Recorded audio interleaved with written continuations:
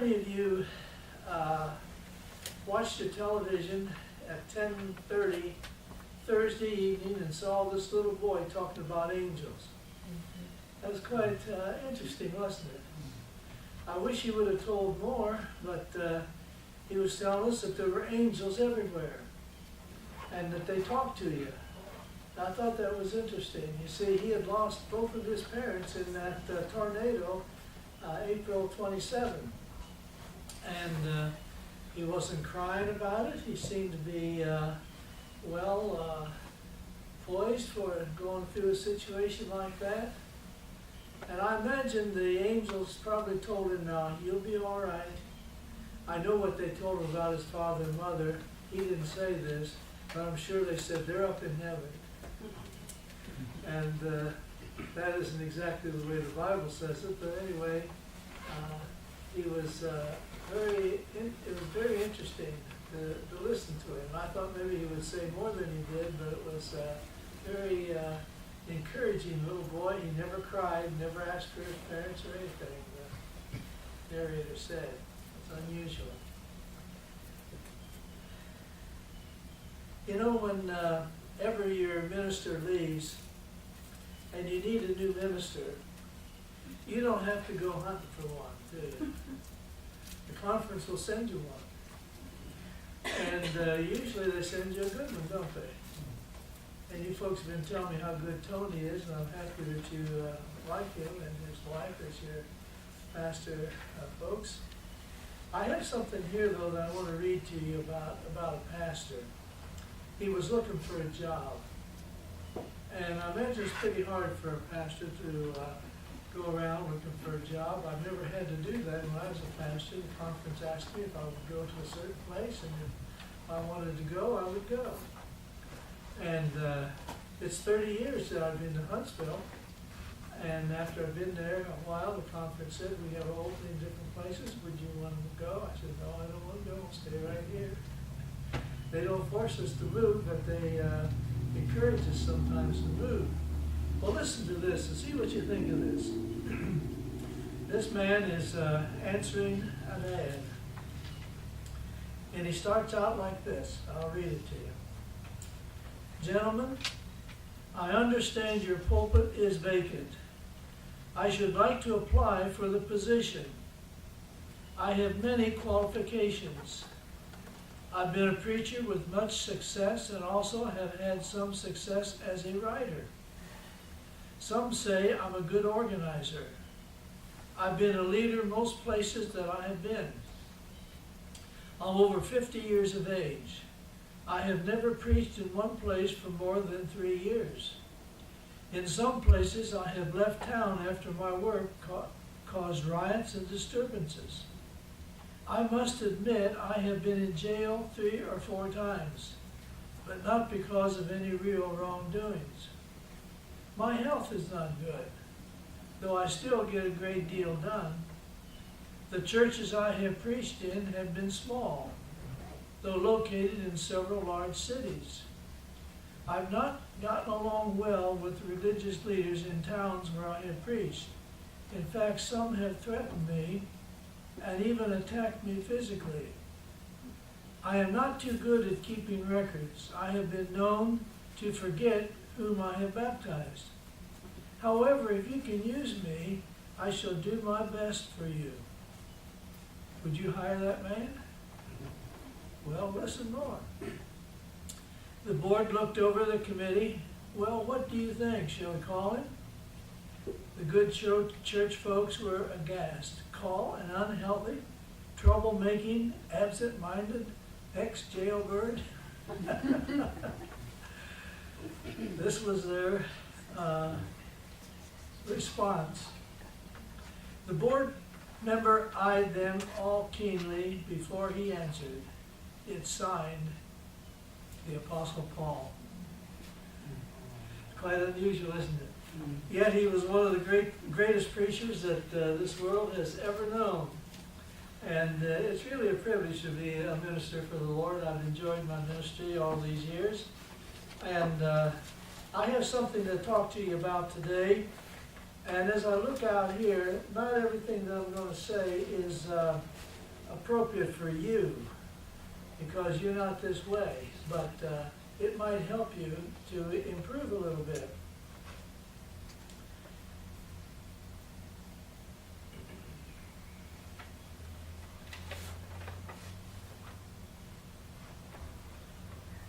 You know, we meet people every day, and when you meet someone, they're going to have an impression about you.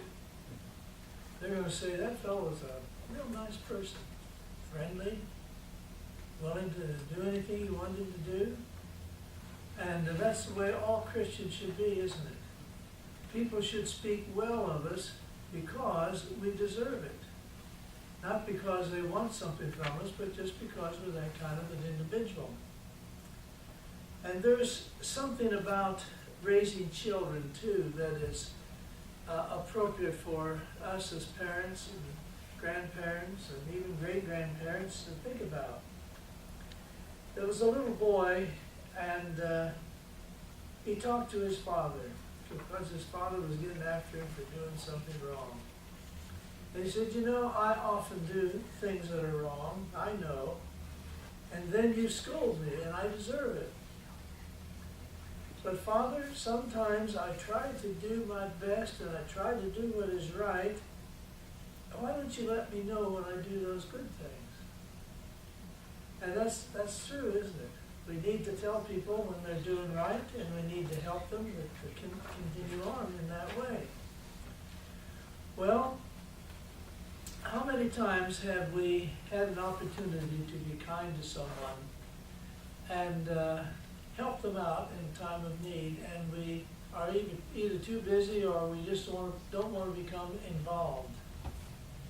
And have you ever noticed at a funeral, everything that they say about the person that is deceased is good, isn't it? And all the flowers that are around there, many, many dollars spent to make it look nice. But how much better it would have been had, when that person was alive, we told them a little bit about them, and how good they were, and how much we appreciated them. But we wait until they're dead sometimes. Not always, but sometimes we do that. And it's not always the best thing to do. We can always be kind to people. I have to tell you about a phone call that came to our house. I won't tell you any more details about it, but the person that answered the phone was kind of irritated and said, "What do you want?" Now, is that the way they answer a phone? And the man on the other end of the line says, "That's no way to talk to people on the telephone." And that's the truth, isn't it? And this person was irritated because they had been receiving calls all the time wanting to give you millions of dollars. Did you ever get a call like that? You had just won $3.5 million? Well, they're making calls like that all over.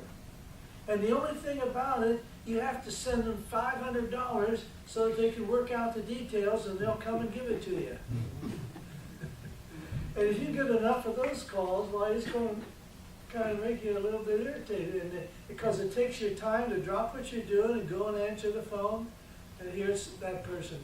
And they don't give up. They keep trying and keep working. And if they can't do that, they can't get you to take their $5 million, they get someone else to call. So we have all kinds of irritations in our life, and it's hard for us sometimes to just do the best that we should do.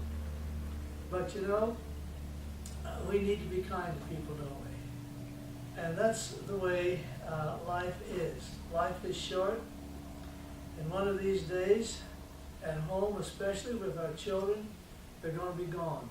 The chairs around the table are going to be empty.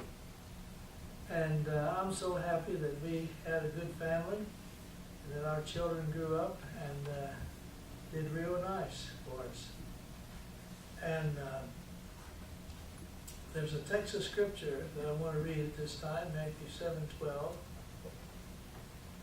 And this was said by Jesus, Matthew 7:12, "Whatsoever ye would that men should do to you, do ye even so to them. For this is the law and the prophets. We refer to that as the golden rule, don't we? Do unto others as you would have others do unto you. And if we think about that more often, we would be a little easier to get along with. I don't know how many of you ever had the experience of walking into a showroom to look at a car, just to see what it's like, the new cars. And I do that quite often, not because I want to buy one, but because I want to see the prices and see what they have to offer. And have you ever noticed how these salesmen are so friendly and so nice, and they take up a lot of your time? I said, look, I just come in to look at the car, I just look at the price and the gas mileage and all that. I'm not really interested in buying one right now. But they won't let you go, and they're so friendly and everything because they want to sell you a car. Well, that's not what I'm talking about. I'm talking about being genuinely courteous and kind, and that's the way Jesus meant it when he said that we should do unto others as we would have others do unto us. I read a story one time about a young fella. He was a teenager, late in his teens, and every summer he would go and help this particular farmer. And it was during World War II when help was hard to get. Anybody that was able to work was usually in the army. But this fellow wasn't in the army yet, and for 3 summers he would go and he would help this farmer. And this farmer said to him one day, he said, why is it that this is the 3rd summer now that you have helped me? And the other young people around here, they're out playing ball or they're out doing something else and I can't get anyone to help. And here I do hire them, and when I need them the most, they want to go and do something else. And why do you stay by? He said, well, I just know that you need help badly. And he said, if I was in your position and someone came to me and wanted work, I'd give them work, and if they would do extraordinary work and stay with me, I'd appreciate it. So I'm just doing what I think you would want someone to do for you. And for 3 summers he did this. And finally the old man died, and when he died, he willed this farm to this boy, 270 acres. And he said, I appreciated what you've done for me. You were willing to miss out on your ball games. You were willing to go the second mile.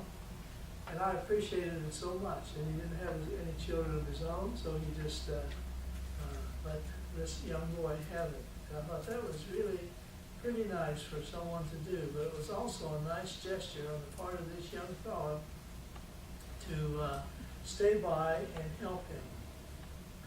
Now, when we talk about people being friendly and nice and courteous, we think of the Apostle Paul that I just read about. Some people would think he was rather stern and rather cruel, but I found something, that quotation I'd like to share with you. And I think I've got it here. Yeah, I do. I wrote it down so we get word for word the way it says. Talking about the Apostle Paul. It says, he carried with him the atmosphere of heaven. All who associated with him felt the influence of his union with Christ. The fact that his own life exemplified the truth he proclaimed, his truth was very convincing. He carried with him the kindness and the help that everyone would appreciate. And Moses was the same way. I had this quotation, his face was illuminated with a holy light. God said about Moses, God blessed his ready obedience, and he became eloquent, hopeful, self-possessed, and well-fitted for the greatest work given to man. This is an example of what God does to strengthen the character of those who trust him fully and give themselves unreservedly to his commands. Well, these are just a couple quotations telling us about Moses and telling us about the Apostle Paul. They carried with them the atmosphere of heaven. You know, if we could do that, it'd be wonderful, wouldn't it? So that gives you something to think about, something to pray about. You know, the Bible says, pray without ceasing. And you wonder, well, what should I pray for? Well, this is one thing that you can pray for. Pray to be an amiable person, someone that you can get along with, and that others can get along with you too. And it's worthwhile, don't you think? And I feel that all Christians should be this way. We need to be able to get along with people and help them out. God has been very faithful and kind to us. Whenever I think of people who got along, I think of David in the Bible. He followed the king Saul. Saul was a good man at first. When the Lord called him, he said, I'll give you a new heart. I'll put within you a new spirit. And he did. Saul, when the people saw him, they thought, oh, he's a nice-looking fellow. He's tall. He's handsome. He's friendly. And they were happy to have him as a king. But he didn't stay that way all his life, did he? But when David came along, it was altogether different. Now, David made quite a few mistakes, didn't he? But he did so well that the Lord said he was a man after his own heart.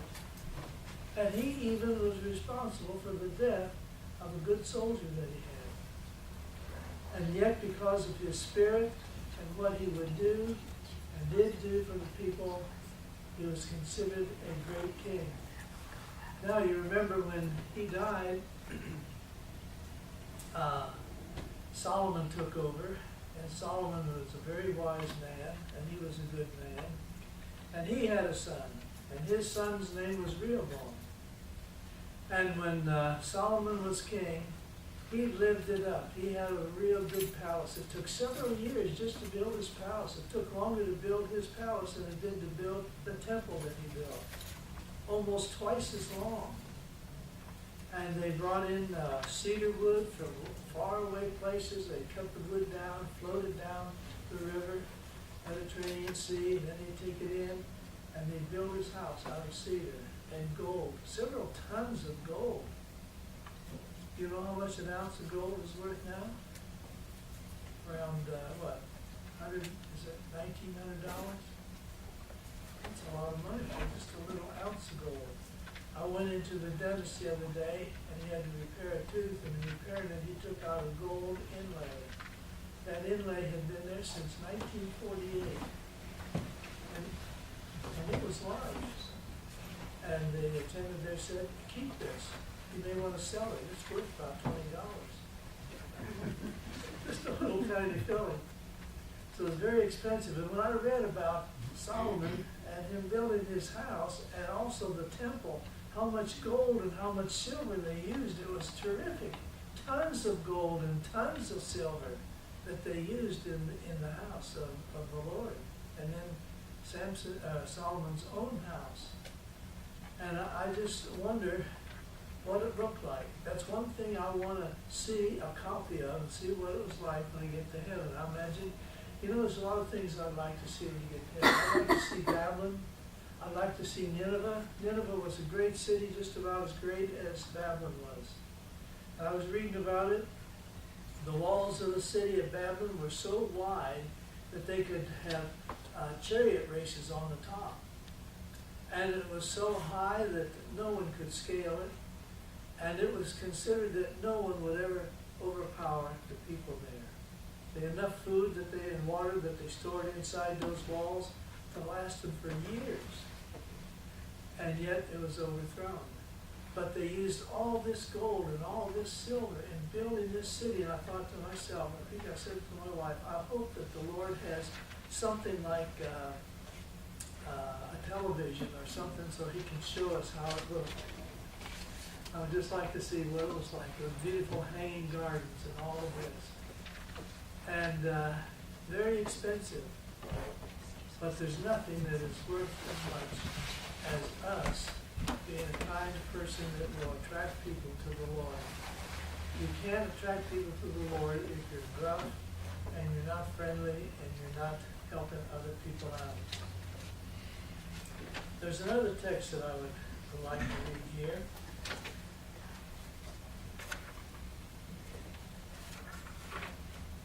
Ephesians, the 4th chapter, verse 32. He says, "And be ye kind one to another, tender-hearted, forgiving one another, even as God for Christ's sake hath forgiven you." That would be something nice to be around people like that. That, I think, is what's going to make heaven such a beautiful place. Everyone is going to be kind. Everybody's going to be considerate. There will be no more bad talk. No one using bad language, cursing you, or anything like this. It just won't be there. And so in this earth, we are supposed to do the best that we can as a witness for the Lord, and the best is to be kind, considerate, and courteous of one another. And I hope that the Lord will help us, and we will be that type of a person. Now, I had spent a lot of time typing up 75 ways of helping people out. And you know, I had it in the trunk of my car, and I left the car over there at Marlene's house and came in her car, so I don't have them for you. But I'm going to see that you get them. I'm going to give them to your pastor, and when he comes, I'm going to tell him, I'll give these to the people. It tells you how you can help people. People need help. They need someone that cares. And you don't have to do some great thing. It's the little things that count. And I trust that all of us as Christians will be that way. You say, well, why are you talking like this to us? We don't need this. We are this way all the time. You should be teaching us how to prepare for heaven. Well, this is the way to prepare for heaven. Be that type of a person. And there's not going to be anybody in heaven. No one's going to get there that is unkind, rough, and not concerned about other people. We need to be that way.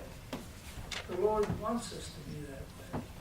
And He has asked us, and He has given us examples of the Apostle Paul, who carried with him the atmosphere of heaven.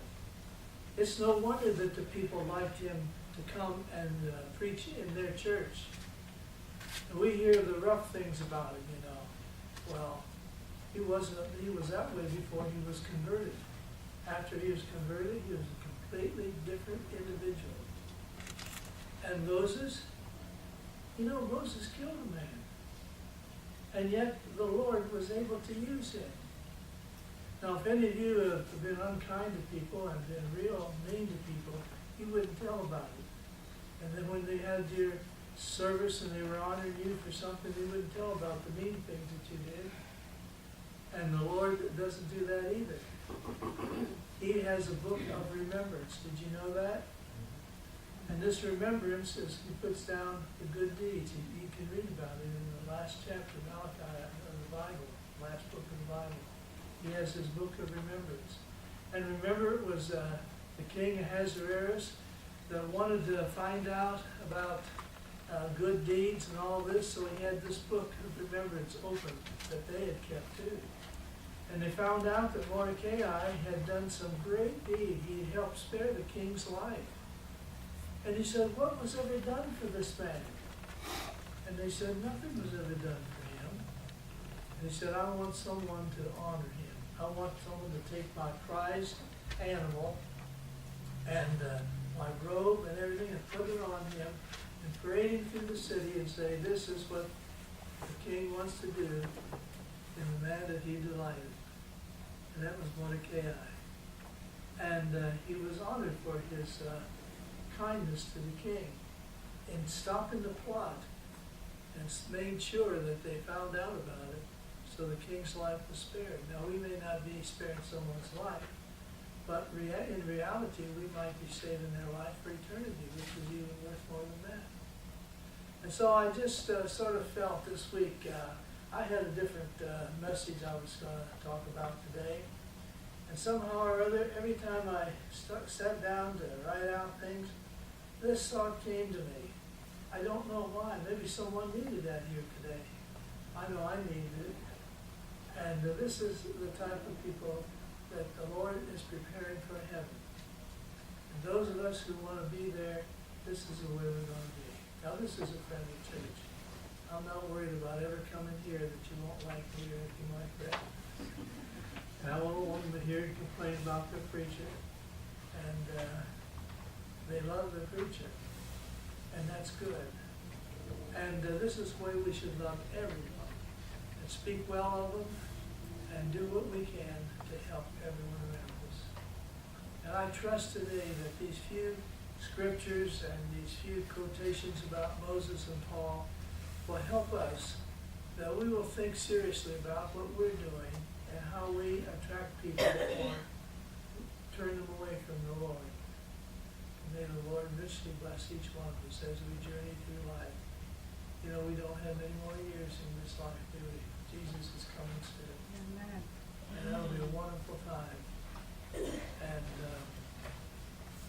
I think that when this little boy, people were talking to him, as I mentioned at the beginning, he was telling about his parents that were both killed in that tornado. And the narrator said later on, he never cried, he never asked for him, he just went on in life. And I think it's probably because these angels, as he said, they'll talk to you. And I want angels to talk to me, don't you? And I don't think that we're rough, of course, in our association with everybody else. These angels aren't going to talk to us. But I'm praying that an angel will talk to me. We're told that the angels are in our church whenever we're worshiping here with God. They're here. Now, there's bad angels here, too. Did you know that? Satan sends his angels to church, too. And I read a story someone had made up about, they saw Satan in church. And they said, what are you doing in church here? And he said, I want to find out what they're saying. If they're saying anything about me, I want to know about it. And I want to do something. And the good angels are here too to drive them away. And I'm just happy for that. If you want a place to be where the good angels are and where you can really be blessed, just come to the church. And so I'm so happy that you're all here today. The Lord bless you.